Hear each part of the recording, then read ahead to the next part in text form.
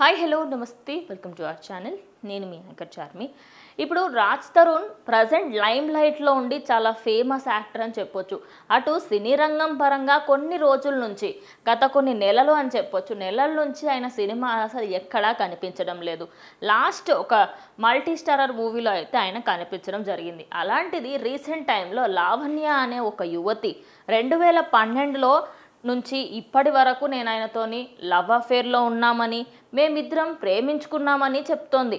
చెప్పడమే కాకుండా దానికి సంబంధించి ప్రూఫ్స్ కూడా పెడుతుంది. వాళ్ళిద్దరూ కలిసి దిగిన ఫోటోలు, మేమిద్దరం లివ్ ఇన్ రిలేషన్షిప్లో ఉన్నాము అనే ఫోటోలు, అలాగే మా ఇద్దరికి పెళ్ళయింది అనే వార్తలు కూడా తను చెప్తోంది.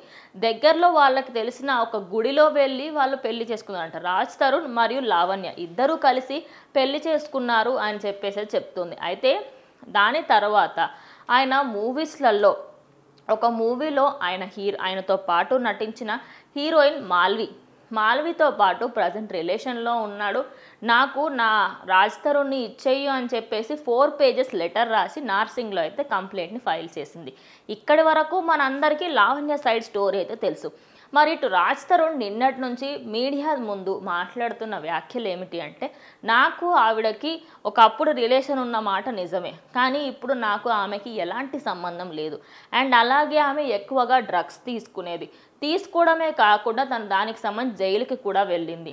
అలాగే తను ఒక అబ్బాయితోని అఫేర్ పెట్టుకుంది. ఆ అఫేర్ పెట్టుకున్న అబ్బాయి కూడా ఆ అబ్బాయితోనే మళ్ళీ పెళ్ళి కూడా చేసుకుంది.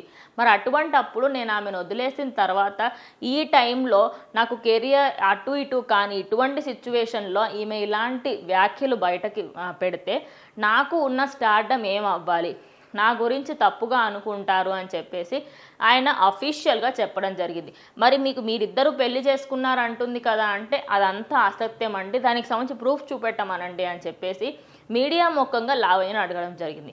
అయితే నిన్న ఎప్పుడైతే రాజ్ తరుణ్ బయటకు వచ్చి మాట్లాడారో అప్పటి నుంచి ఇప్పటి వరకు లావణ్య బయట మళ్ళీ కనిపించలేదు. అయితే తను జస్ట్ ఒక స్టార్ కోసం, అంటే ఇప్పుడు ఒక హీరో పేరు చెప్పి మనము ఆ లైమ్ లైట్లోకి రావాలి అనుకుంటే అది ఒకటే దారి అనుకోవచ్చు. సో ప్రజెంట్ ఇవి వాళ్ళు నార్మల్గా ఉన్నప్పుడు దిగిన ఫొటోస్, వాళ్ళ రిలేషన్లో ఉన్నప్పుడు.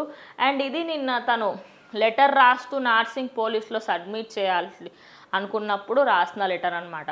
మొత్తంగా చూసుకుంటే ఇటు ఇద్దరి సైడ్ నుంచి వాళ్ళ స్టోరీ, వాళ్ళ పర్సనల్గా డిఫరెంట్ స్టోరీస్ అయితే చెప్తున్నారు. మరి ఇంకొద్ది రోజులు దీనిపైన ఇన్వెస్టిగేషన్ చేస్తే ఖచ్చితంగా దీనికి సంబంధించి మనకు ఫుల్ డీటెయిల్స్ అయితే దక్కుతాయి. ఆల్రెడీ రాజ్ తరుణ్ పైన కేసు కూడా ఫైల్ అయింది.